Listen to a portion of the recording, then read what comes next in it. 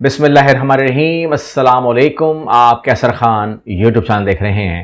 آج 18 فروری 2026 ہے اور جہاں پر آج پہلا روزہ ہے ان تمام لوگوں کو ہم دل کی گہرائیوں سے مبارکباد پیش کرتے ہیں۔ آپ لوگوں کو بہت بہت رمضان مبارک قبول ہو، اور جن ممالک میں کل روزہ ہوگا ان لوگوں کو بھی ایڈوانس میں بہت بہت رمضان مبارک قبول ہو۔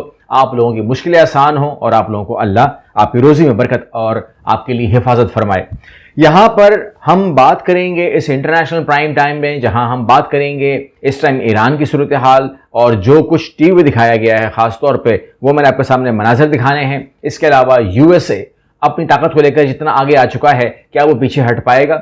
کیا وہ جنگ کے بغیر لوٹ پائے گا؟ اتنا کچھ لینے کے بعد یا وہ ڈبو دے گا یا وہ لڑ پڑے گا، وہ دیکھنا ہوگا۔ لیکن شروعات کرتے ہیں ہم فلسطین کی اس نیوز کے ساتھ کہ اسرائیل نے مسجد اقصی کے امام کو گرفتار کر لیا ہے۔ یعنی کہ جب ہم نے دیکھا کہ وہاں پر ہزاروں نہیں بلکہ لاکھوں فلسطینی جو ہیں وہ جب وہ امڑ آئے اور نماز پڑھنے کے لیے کھڑے ہو گئے اور تمام مناظر چل رہے تھے، تو اس وقت ایک چیز چل رہی تھی کہ امام مسجد کو صحن سے گرفتار کر لیا گیا۔ تاہم گرفتاری کوئی وجہ نہیں بتائی گئی۔ رپورٹ کے مطابق یہ کارروائی ایسے وقت میں کی گئی کہ جب مسجد اقصی میں سیکورٹی اقدامات سخت کیے جا رہے ہیں اور نمازیوں کے داخلے پر پابندی عائد کی جا رہی ہے۔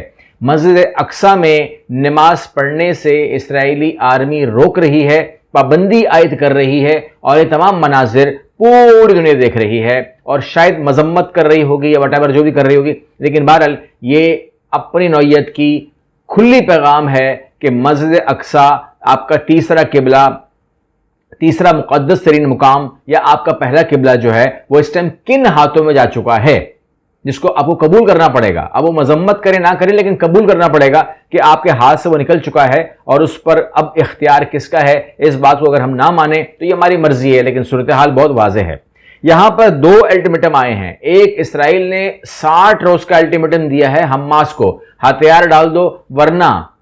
اب ورنہ کے بعد جو انہوں نے کرنا تھا نا، یعنی کہ 4 ایٹم بم سے زیادہ کا بارود جہاں پر انہوں نے ڈال دیا، جہاں پر انہوں نے کیمیکل ویپنز استعمال کر لیے، جہاں پر انہوں نے فلسطین کے لوگوں کو آبی بخارات بنا دیا، اب اس کے بعد ورنہ کا کوئی وجہ رہتی نہیں ہے۔ لیکن حماس نے کہا ہے کہ ورنہ پھر کیا، ورنہ پھر وہی، تو کوئی بات نہیں، اگر وہ ہے تو پھر وہ صحیح، لیکن جب تک ریزسٹنس رہتی ہے، جب تک آپ کے ملک کے اوپر غیر ملکی قبضہ رہتا ہے، تو اس ٹائم ہمارے اوپر، فلسطین کے اوپر غیر ملکی قبضہ ہے، ہم اپنے ہتھیار نہیں ڈالیں گے۔ اور اگر ہم نے ہتھیار ڈالے تو ہم اتنے اندھے نہیں ہیں کہ ہم ویسٹ بینک کے بعد ویسٹ بینک کی حالت نہیں دیکھ رہے، یا مغربی کنارے کی حالت نہیں دیکھ رہے، کہ جہاں پر آپ لوگ جو مرضی کر رہے ہو بیکاز ان کے پاس ہتھیار نہیں ہیں، انہوں نے ہماری بات نہیں مانی۔ آج آپ نے ان کی زمین بحق سرکار ضبط کر لی ہے، اور آپ ان لوگوں سے کہہ رہے ہو کہ اگر آپ کے پاس کوئی پروف ہے تو دیجئے۔ اس پروف کو اگر ہم مانیں گے تو آپ کی ملکیت مان لیں گے، ورنہ وہ بحق سرکار ضبط ہے۔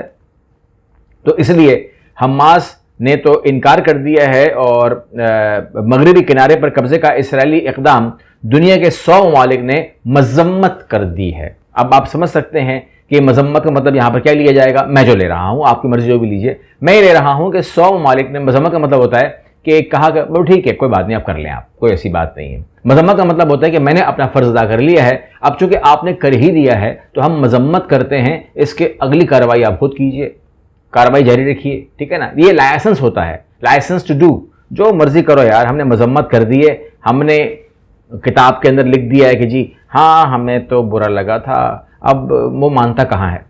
یہاں پر حزب اللہ کو غیر مسلح کرنے کے لیے 4 ماہ درکار ہوں گے۔ لبنانی فوج جس کے اوپر اس ٹائم بہت ہی سویر بمباری ہو رہی ہے اس ٹائم، ٹھیک ہے نا، میں آپ کو کیا ہی بیان کروں، اس ٹائم شدید بمباری ہو رہی ہے۔ میں آپ کو ایک خبر دے دیتا ہوں تاکہ آپ کو، میرے ساتھ جو آپ جڑے ہوئے ہیں تو آپ لوگوں کو ثبوت ملتا رہے، اور وجہ بتا رہا ہوں اس کی کیونکہ سویر کیوں ہو رہی ہے۔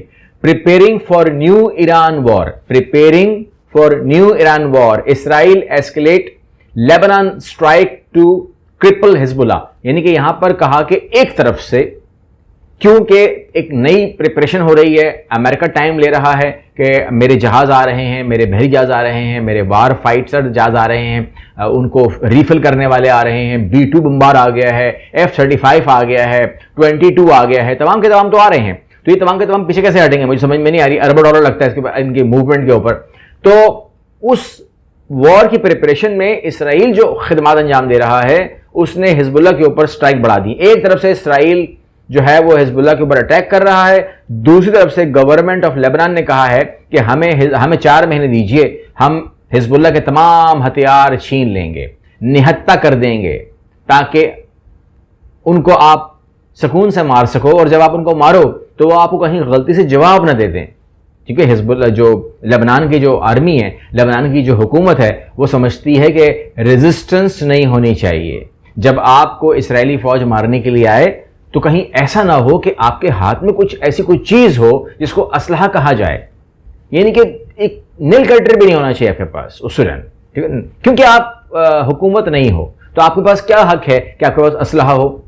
مطلب کوائٹ فرینکلی اگر آپ امریکہ کو جانتے ہیں, امریکہ میں اگر کبھی رہے ہیں یا دیکھا ہے, یا پاکستان کو جانتے, چلو پاکستان کو جانتے ہیں نا, پاکستان میں بھی گھروں کے اندر اسلحہ ہوتا ہے, ٹھیک ہے نا, آپ لائسنس لے کر کے اسلحہ رکھ سکتے ہو.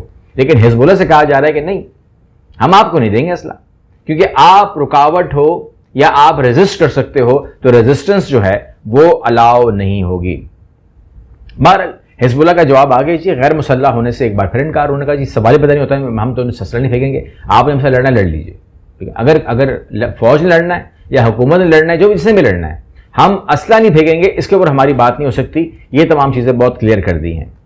اب ہم جس حصے میں جا رہے ہیں, ہم بات کرنے جا رہے ہیں ایران اور USA کی, جہاں پر امریکہ بولتا ہے کہ ہم اب بھی ایران کے ساتھ سفارتی راستے میں دلچسپی رکھتے ہیں. مطلب میں اس معاملے میں جو ہے نا اس لیے شور نہیں ہوں کہ آپ کی جو نیت ہے وہ بات چیت اگر ہوتی تو ایک ماحول ہوتا بات چیت کا, ٹھیک ہے نا. آپ کا ابراہیم لنکن اس طریقے سے نہ آتا, آپ کے یہ تمام کے تمام جو جہاز آئے ہیں اس طرح نہ آتے, اور وہ جہاز جو صرف جنگ کے لیے زمانے میں اور ریئل جنگ کے زمانے میں ہی آتے ہیں. ایک تو ہوتا ہے نا پریشر ڈالنا, ایک ہوتا ہے کہ وہ اکوپمنٹ منگوانا جو جنگ کے لیے ہی استعمال ہوتا ہے, وہ بھی آ چکا ہے آج, ٹھیک ہے نا. آپ جارڈن کا اڈا دیکھیں, آپ قطر کا اڈا دیکھیں, یا آپ باقی جو اڈے ہیں وہ دیکھیں, یا اسرائیل کے اڈے دیکھیں, یا آپ کوئی اور اڈے دیکھ لیں, جہاں پر بھی ان کی پریزنس موجود ہے, وہ انہوں نے وہاں پر اپنے تمام اکوپمنٹ لگا دیے ہیں. ہر چیز ایکٹیو ہے, ہر چیز آن ہے.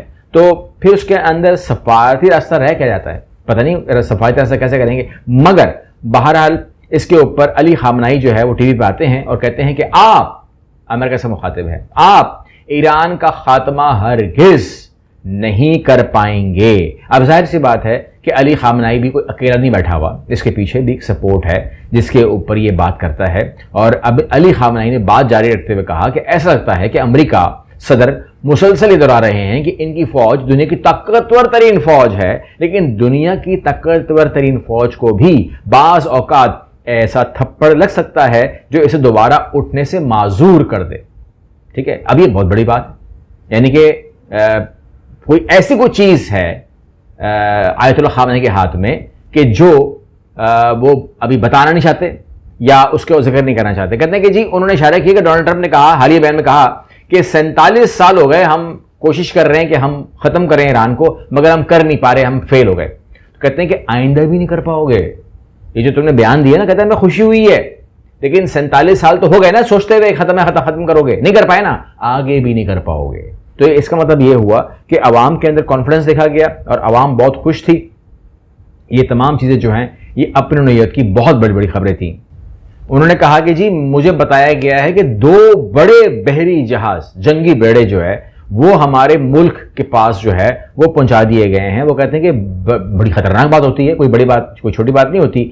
لیکن انہوں نے کہا کہ صرف یہ بڑی بات نہیں ہوتی کہ آپ کے پاس جنگی بیڑے ہیں, ٹھیک ہے نا, ان کو ڈبونے والے ہتھیار اس سے زیادہ خطرناک مانے جاتے ہیں. اور جب یہ بات انہوں نے کی تو اس کے بعد جس قسم کی تصویریں آئی ہیں نا میڈیا پہ, وہ میں ضرور آپ کے ساتھ شیئر کرنا چاہتا ہوں, جو ٹویٹر بھرا ہوا ہے اس سے. یہ آپ دیکھ رہے ہیں, global media outlets should be get ready to broadcast news like this سون.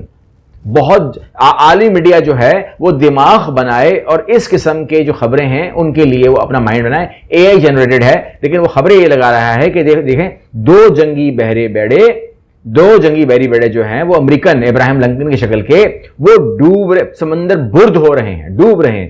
تو ان کے پاس ایسا کیا ہے؟ تو یہ تمام مناظر جو ہیں وہ انہوں نے ضرور دکھائے ہیں. میں آپ کو دکھانا چاہوں گا اسکرین کے اوپر, وہ پہلے آپ دیکھ لیجئے کہ آپ کو سمجھ میں آئے, اس کے بعد پھر ہم آگے بڑھتے ہیں. مزید آپ دیکھ رہے ہیں جو مناظر آپ اسکرین پہ دیکھ رہے ہیں, یہ اپنے نوعیت کے ہی بہت خطرناک.